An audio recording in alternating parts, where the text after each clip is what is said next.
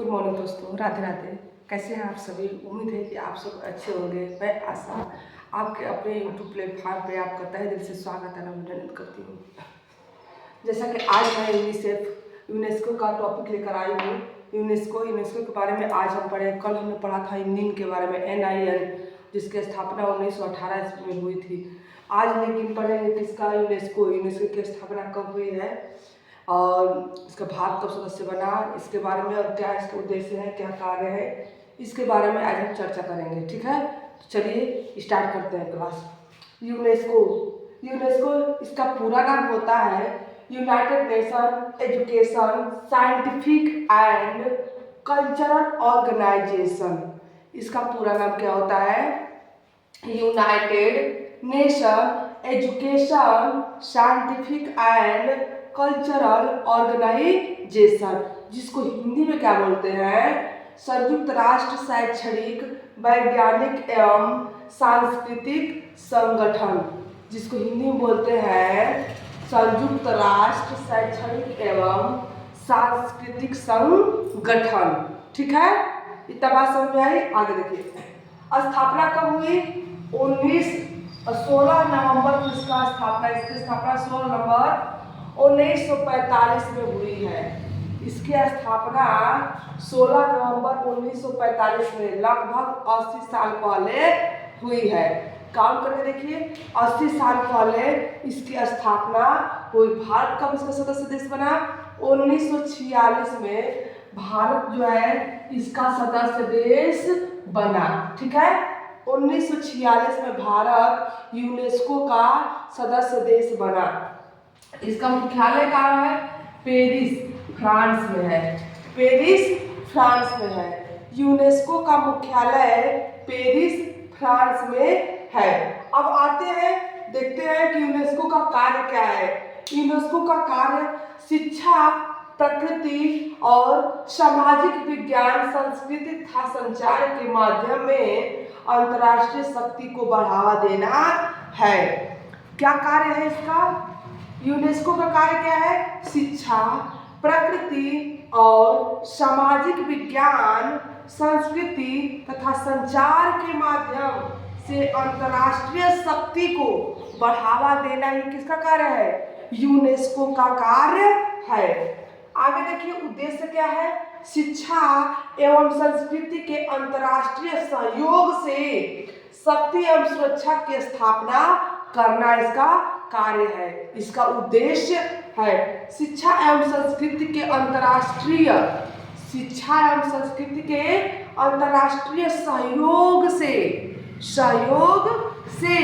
शक्ति एवं सुरक्षा की स्थापना करना ही इसका मेन मकसद या उद्देश्य है, ताकि संयुक्त राष्ट्र के चार्टर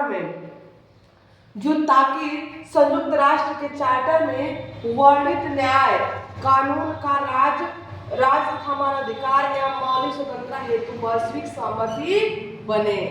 ठीक है, एक बार फिर से इसको रिपीट करते हैं। क्या है?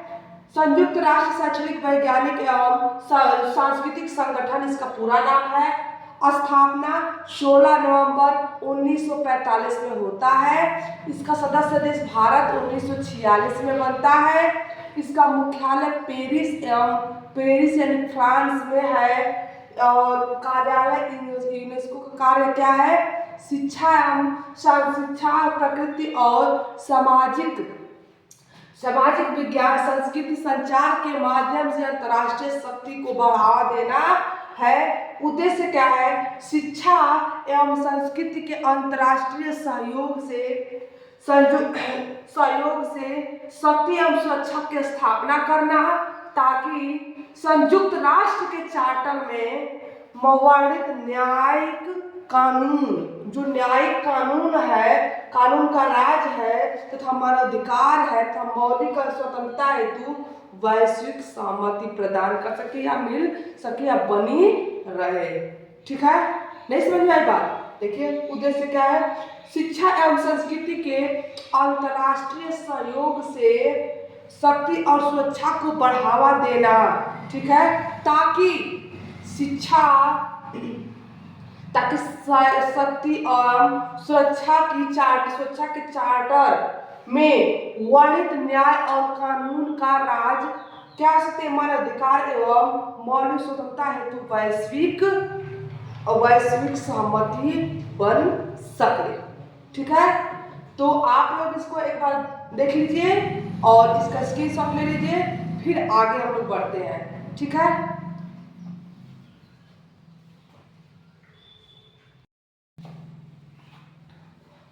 उम्मीद है आप लोग स्क्रीनशॉट ले लिए होंगे, फिर आगे इस क्लास को बढ़ाते हैं।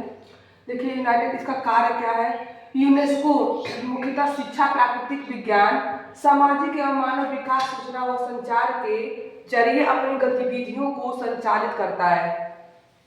ये क्या करता है? शिक्षा है, शिक्षा और प्राकृतिक विज्ञान, जो प्राकृतिक नेचर से संबंधित जो वस्तु विज्ञान है उसके, और समाज में जो चल रहे मानव विकास, सूचना व संचार के जरिए, इन सब के जरिए अपनी गतिविधियों को क्या करता है? संचालित करता है। उसका जरिया कौन कौन है? शिक्षा, प्राकृतिक विज्ञान हो गया, सामाजिक हो गया, मानवाधिकार हो गया, सूचना व संचार के माध्यम से क्या करता है? अपनी गतिविधियों को संचालित करता है। साक्षरता बढ़ाने वाले कार्यक्रमों को आयोजित करता है, जिससे साक्षरता को प्रोत्साहन मिले या उसको आगे और बढ़ाया जा सकता है। उससे उस साक्षरता को बढ़ाने के लिए जो कार्यक्रम है उनका आयोजन करता है। उसको आयोजित करने का काम कौन करता है? यूनेस्को। वैश्विक धरोहरों की इमारतें हो गई, जो कि इमारतों और पार्क हो गए, उसकी संरक्षण का भी जिम्मेदारी कौन ले आए? यही संरक्षण में भी सहयोग करता है यूनेस्को जो है, जो वैश्विक धरोहर है, इमारतें हैं, पार्क है, उनके संरक्षण में भी सहयोग कौन करता है? यूनेस्को करता है। दुनिया भर के 332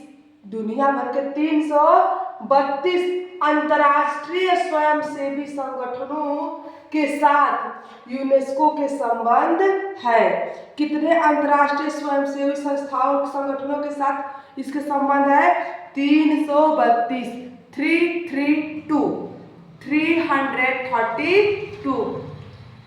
दुनिया भर के 332 अंतर्राष्ट्रीय स्वयंसेवी संगठनों के साथ यूनेस्को के संबंध है। अब आते हैं इसके कार्यक्षेत्र। इसके कार्यक्षेत्र टोटल 5 है।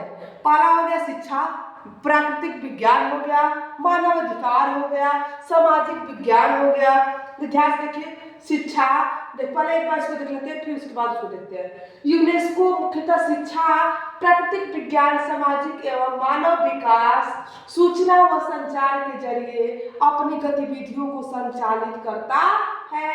साक्षरता को बढ़ाने वाले कार्यक्रमों को आयोजित करता है या प्रायोजित करता है।